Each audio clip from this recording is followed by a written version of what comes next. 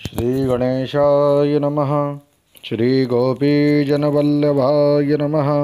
श्रीमद्भागवत महापुराण तृतीय स्कंद चतुर्विंशोऽध्याय। श्री कपिलदेव जी का जन्म। मैत्रेय जी कहते हैं, उत्तम गुणों से सुशोभित मनु कुमारी देवहूति ने जब ऐसी वैराग्य युक्त बातें कहीं, तब कृपालु कर्दम मुनि को भगवान विष्णु के कथन का स्मरण हो आया और उन्होंने उससे कहा। कर्दम जी बोले, दोष रहित राजकुमारी, तुम अपने विषय में इस प्रकार खेद न करो। तुम्हारे गर्भ में अविनाशी भगवान विष्णु शीघ्र ही पधारेंगे। प्रिय, तुमने अनेक प्रकार के व्रतों का पालन किया है, अतः तुम्हारा कल्याण होगा। अब तुम संयम, नियम, तप और दानादि करती हुई श्रद्धापूर्वक भगवान का भजन करो। इस प्रकार आराधना करने पर श्रीहरि तुम्हारे गर्भ से अवतीर्ण होकर मेरा यश बढ़ावेंगे और ब्रह्म ज्ञान का उपदेश करके तुम्हारे हृदय की अहंकारमयी ग्रंथि का छेदन करेंगे।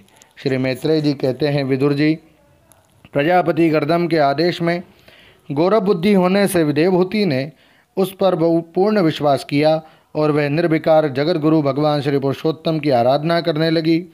इस प्रकार बहुत समय बीत जाने पर भगवान मधुसूदन कर्दम जी के वीर्य का आश्रय ले उसके गर्भ से इस प्रकार प्रकट हुए जैसे काष्ठ में से अग्नि। उस समय आकाश में मेघ जल बरसाते हुए गरज गरज कर बाजे बजाने लगे, गंधर्वगण गान करने लगे और अप्सराएं आनंदित होकर नाचने लगी। आकाश से देवताओं के बरसाए हुए दिव्य पुष्पों की वर्षा होने लगी। सब दिशाओं में आनंद छा गया। जलाशयों का जल निर्मल हो गया और सभी जीवों के मन प्रसन्न हो गए। इसी समय सरस्वती नदी से घिरे हुए कर्दम जी के उस आश्रम में मरीचि आदि मुनियों के सहित श्री ब्रह्मा जी आए। शत्रुदमन विदुर जी स्वतः सिद्ध ज्ञान से संपन्न अजन्मा ब्रह्मा जी को यह मालूम हो गया था कि साक्षात परब्रह्म भगवान विष्णु शांक शास्त्र का उपदेश करने के लिए अपने विशुद्ध सत्वमय अंश से अवतीर्ण हुए हैं। अतः भगवान जिस कार्य को करना चाहते थे उसका उन्होंने विशुद्ध चित्त से अनुमोदन एवं आदर किया और अपनी संपूर्ण इंद्रियों से प्रसन्नता प्रकट करते हुए कर्दम जी से इस प्रकार कहा। श्री ब्रह्मा जी ने कहा, प्रिय कर्दम, तुम दूसरों को मान देने वाले हो। तुमने मेरा सम्मान करते हुए जो मेरी आज्ञा का पालन किया है, इससे तुम्हारे द्वारा निष्कपट भाव से मेरी पूजा संपन्न हुई है। पुत्रों को अपने पिता की सबसे बड़ी सेवा यही करनी चाहिए कि जो आज्ञा कहकर आदरपूर्वक उनके आदेश को स्वीकार करें। बेटा, तुम सभ्य हो। तुम्हारी ये सुंदरी कन्याएं अपने वंशों द्वारा इस सृष्टि को अनेक प्रकार से बढ़ावेगी। अब तुम इन मरीचि आदि मुनीश्वरों को इनके स्वभाव और रुचि के अनुसार अपनी कन्याएं समर्पित करो और संसार में अपना सुयश फैलाओ। मुने, मैं जानता हूँ जो संपूर्ण प्राणियों की निधि है, उनके अभिष्ट मनोरथ पूर्ण करने वाले हैं, वे आदि पुरुष श्री नारायण ही अपनी योग माया से कपिल के रूप में अवतीर्ण हुए हैं। फिर देवहूति से बोले, राजकुमारी, सुनहरे बाल, कमल जैसे विशाल नेत्र और कमलांकित चरण कमलों वाले शिशु के रूप में केटवासुर को मारने वाला साक्षात श्रीहरि ने ही ज्ञान विज्ञान द्वारा कर्मों की वासनाओं का मूलोच्छेदन करने के लिए तेरे गर्भ में प्रवेश किया है। ये अविद्या जनित मोह की ग्रंथियों को काटकर पृथ्वी में स्वच्छंद विचरेंगे। ये सिद्धगणों के स्वामी और सांख्याचार्यों के भी माननीय होंगे। लोक में तेरी कीर्ति का विस्तार करेंगे और कपिल नाम से विख्यात होंगे। श्री मैत्रेय जी कहते हैं, विदुर जी, जगत की सृष्टि करने वाले ब्रह्मा जी उन दोनों को इस प्रकार आश्वासन देकर नारद और सनकादि को साथ ले हंस पर चढ़कर ब्रह्मलोक को चले गए। ब्रह्मा जी के चले जाने पर कर्दम जी ने उनके आज्ञानुसार मरीचि आदि प्रजापतियों के साथ अपनी कन्याओं का विधिपूर्वक विवाह कर दिया। उन्होंने अपनी कला नाम की कन्या मरीचि को अनुसुईया अत्रि को, श्रद्धा अंगिरा को और हविर्भु पुलस्त को समर्पित की। पुलह को उनके अनुरूप गति नाम की कन्या दी। क्रतु के साथ परम साध्वी क्रिया का विवाह किया। भृगु जी को ख्याति और वशिष्ठ जी को अरुंधति समर्पित की। अथर्वा ऋषि को शांति नाम की कन्या दी, जिससे यज्ञ कर्म का विस्तार किया जाता है।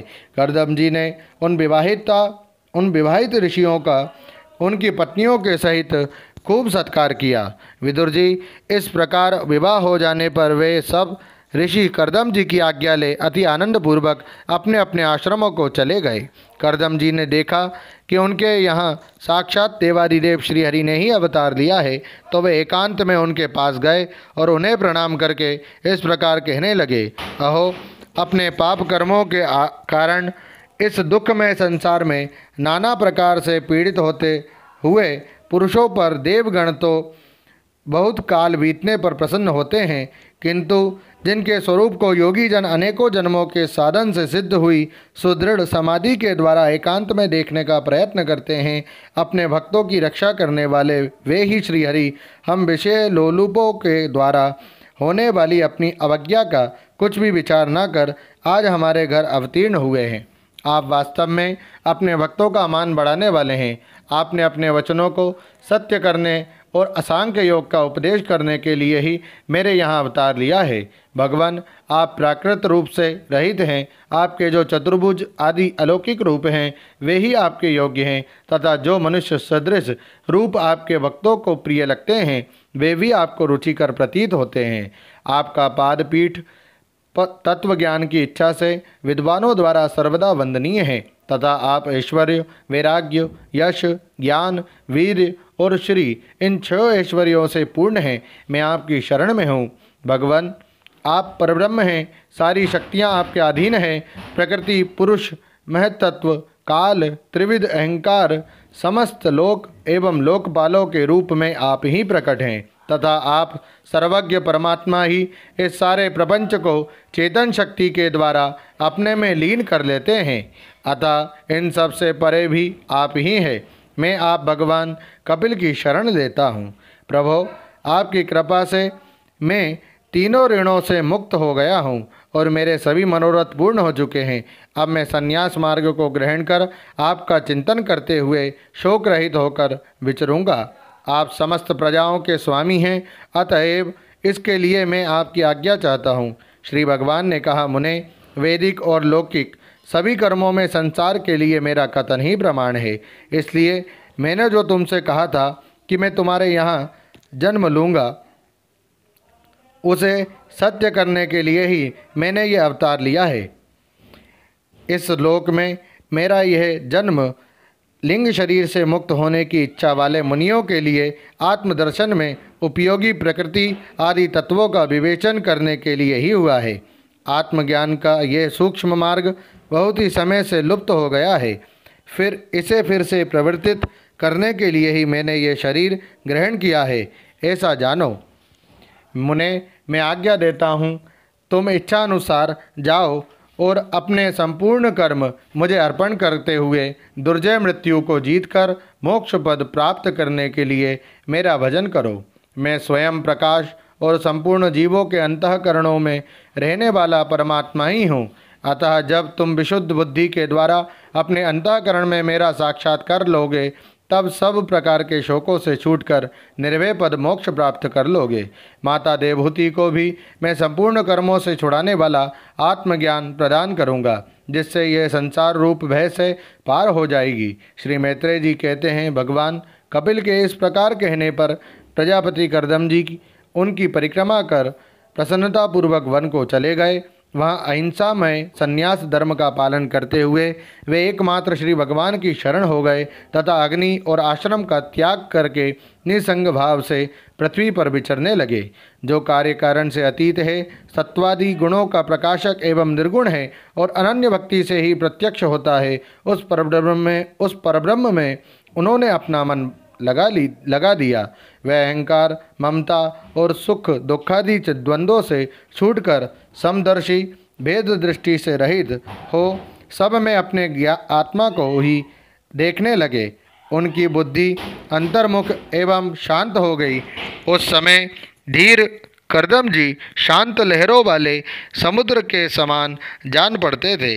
परम भक्ति भाव के द्वारा सर्वांतरयामी सर्वज्ञ श्री वासुदेव में चित्त स्थिर हो जाने से वे सारे बंधनों से मुक्त हो गए। संपूर्ण भूतों में अपने आत्मा श्री भगवान को और संपूर्ण भूतों को आत्मस्वरूप श्री हरि में स्थित देखने लगे।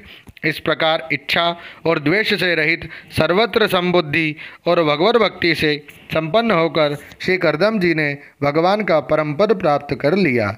ओम नमो भगवते वासुदेवाय।